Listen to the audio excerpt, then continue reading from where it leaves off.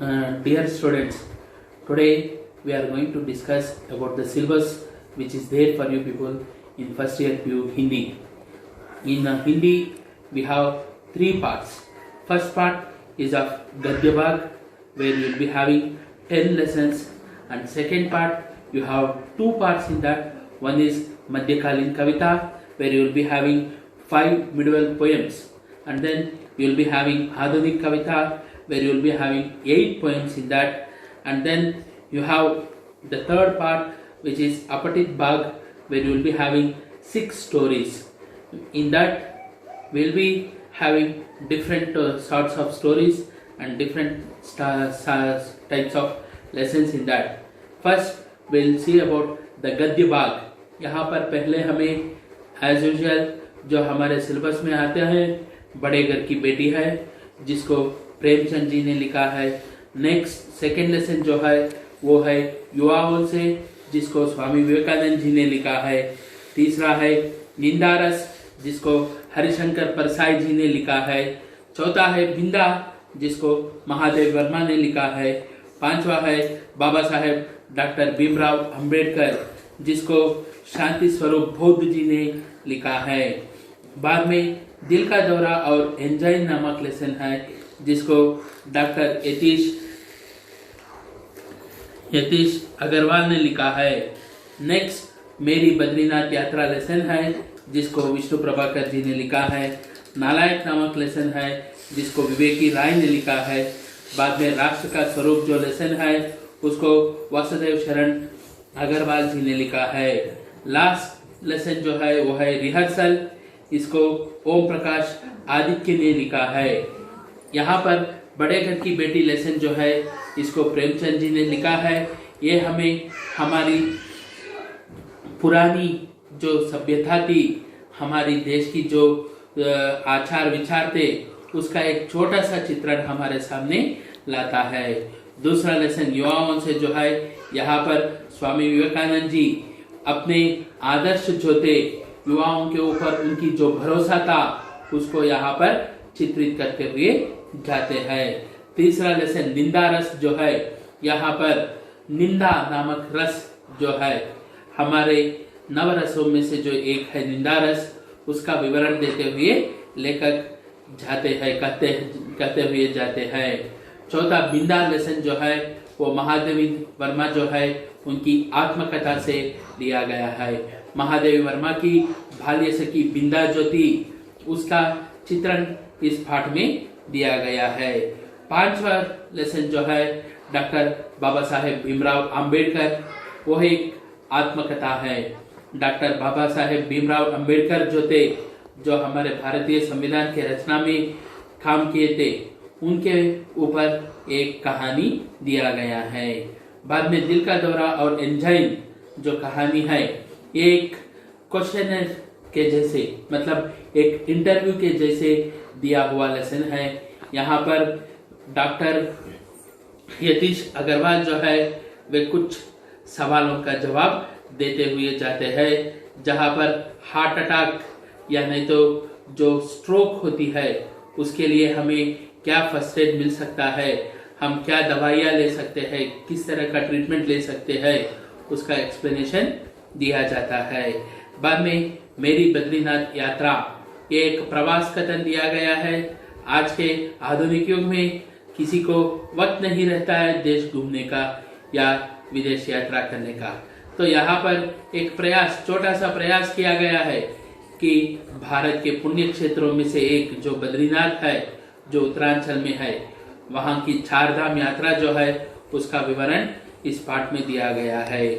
बाद में नालायक नामक लेसन है, जहाँ पर जो लोग 10th स्टैंडर्ड को बराबर से पास नहीं कर पाते हैं, उन लोगों की जो हालत होती है काम ढूंढने के लिए, उसका विवरण दिया गया है।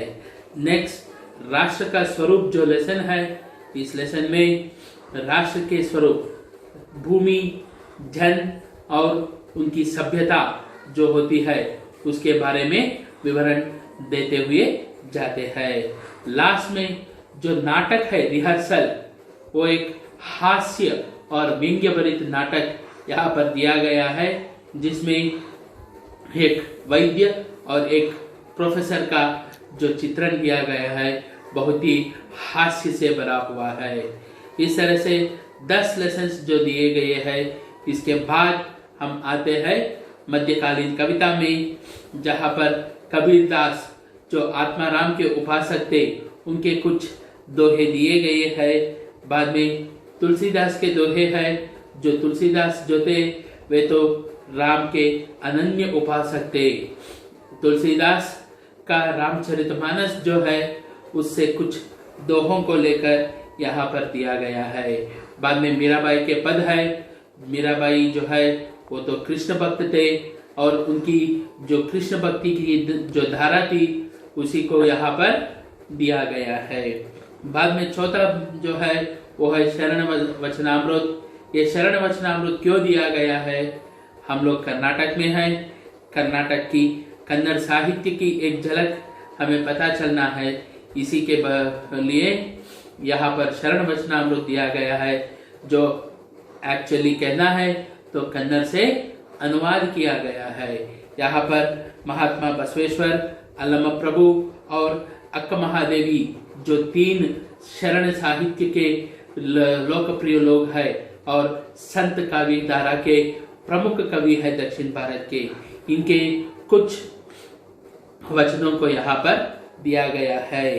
बाद में रीतिकालीन काव्य रसखान जो थे, रसखान के कुछ सवैये जो थे उसको यहाँ पर दिया गया है। बाद में आधुनिक कविता में पहले कुटिया में राजभवन दिया गया है। ये पद्य तुम लोगों को शायद पढ़े होंगे, मैथिली शरण गुप्त जी की कहानी पद्यों को। मैथिली शरण गुप्त जी जो है वे राम के अनन्य उपासक थे। उनकी लिखी हुई जो कविताएं हैं उनमें से कुछ कविताएं लेकर यहाँ पर दिया गया है। मैथिली शरण गुप्त जी का साकेत जो एक काव्य है, खंड काव्य है, उसी साकेत खंड काव्य से इस पद्य को चुन के यहाँ पर दिया गया है। नेक्स्ट, तोड़ती पत्थर एक पद्य है जिसको सूर्यकांत त्रिपाठी निराला जी ने लिखा है। इस पद्य में निराला जी एक नारी, गरीब नारी जो रास्ते के कोने पे बैठ के पत्थर तोड़ रही है, उस पत्थर तोड़ने वाली नारी का चित्रण करते हुए जाते हैं। नेक्स्ट, उल्लास। इस पद्य को सुभद्रा कुमारी चौहान जी ने लिखा है। इस पद्य में सुभद्रा कुमारी जी हमें क्या कहते हैं, उल्लास से कैसे रहना है, हमें कभी दुखी ना होना चाहिए, हमें हमेशा पॉजिटिव थॉट्स को अपनाना चाहिए, इसके बारे में कहने के लिए यहाँ पर ये पद्य दिया गया है। तुम गा दो मेरा गान अमर हो जाए। इस पद्य को हरिवंश राय जी बच्चन जी ने लिखा है। हरिवंश राय बच्चन, अमिताभ बच्चन जो है उनके पिताजी है। बहुत ही उच्च कोटि के कवि थे। उनकी लिखी हुई बहुत अच्छी कविताएं हमारे सामने आते हैं। उनमें से एक है कि तुम गा दो मेरा गान अमर हो जाए। यहाँ पर कवि कह रहे कि जब तक तुम मेरा गाना गाते जाओगे, उसको जब तक याद करते जाओगे, तब तक मेरा गाना जो है वो अमर होता ही जाएगा। लोगों के मुंह पे जब तक गाना रहेगा तब तक वो अमर रहेगा करके कहते हैं। नेक्स्ट, प्रतिभा का मूल बिंदु। इस पद्य को प्रभाकर माचवे जी ने लिखा है। यहाँ पर माचवे जी कहते हैं कि जो भी हमारी प्रतिभा है उसका शुरुआत जो है एक छोटे से बिंदु से होती है। एक डॉट से ही हम सब कुछ लिख पाते हैं, हम सब कुछ प्रतिभा जो है हमारी उसको पा सकते हैं। तो उस बिंदु से जो शुरुआत होती है वहां पर जो प्रतिभा रहती है, प्रतिभा कहाँ से उद्भव होती है, इन सब के बारे में वर्णन देते हुए इस पद्य को वहां पर माचवे जी लिखे हैं। नेक्स्ट, तुम आओ मन के मुग्ध उम्मीद। इसको सरगो कृष्णमूर्ति जी ने लिखे हैं। सरगो कृष्णमूर्ति जी हमारे दक्षिण भारत के हिंदी साहित्य के क्षेत्र में उच्च कोटि के कवि माने जाते हैं।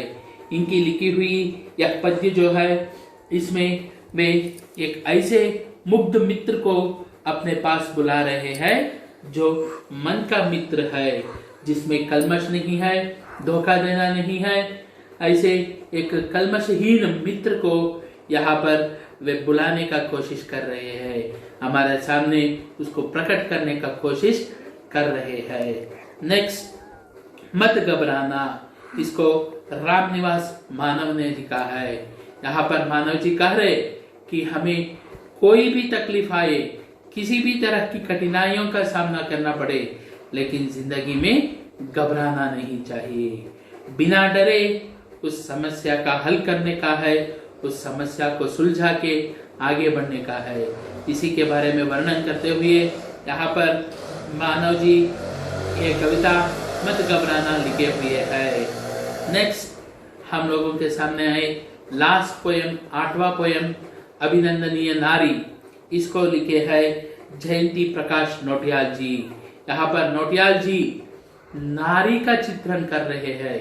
नारी किन रूपों में हमारे सामने आती है, माँ हो, बेटी हो, बहन हो, किसी भी रूप में, पत्नी हो, सभी रूपों में नारी किस तरह से मानव के साथ जुड़ी हुई है, और नारी अगर चाहे तो किस तरह से रणछंडी बन सकती है, महाकाली बन सकती है। इन सभी का वर्णन यहाँ पर वे करते हैं इस पद्य में। इसके साथ ये पद्य भाग तो खत्म होता है। तीसरा भाग जो है वो अपठित गद्य भाग, जहाँ पर कहानियां है, 6 कहानियां दिए गए हैं। पहला वाला है मधुआ, जिसको जयशंकर प्रसाद जी ने लिखा है।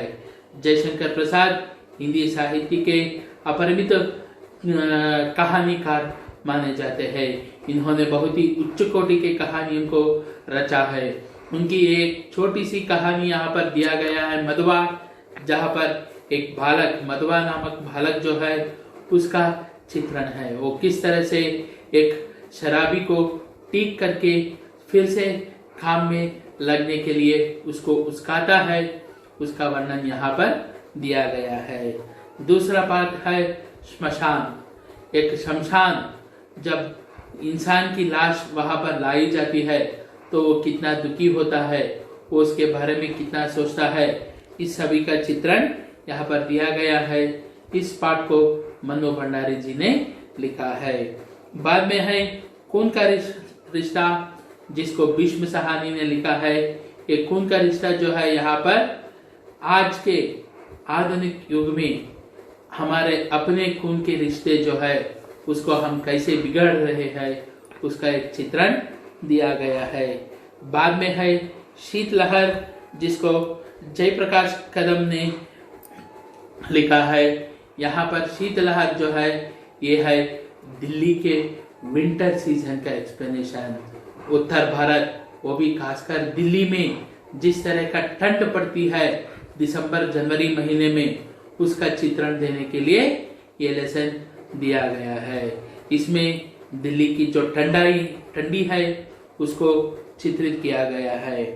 लास्ट सिलिया लेसन जो है इसको सुशीला टाकभिरो ने लिखा है। यहाँ पर सिलिया जो है एक सच्ची घटना है, जो एक अछूत कन्या जो है उसके ऊपर उठने का और आगे बढ़ के एक बहुत बड़े अफसर बनने का जो चित्रण है उसको दिया गया है। लास्ट लेसन जो है वो है दोपहर का भोजन। यहाँ पर एक गरीब परिवार जो है वो लोग किस तरह के मुसीबतों को झेलते हैं, एक वक्त का रोटी काटने के लिए कितना मुसीबतें उन्हें झेलना पड़ता है, उसका चित्रण दिया गया है।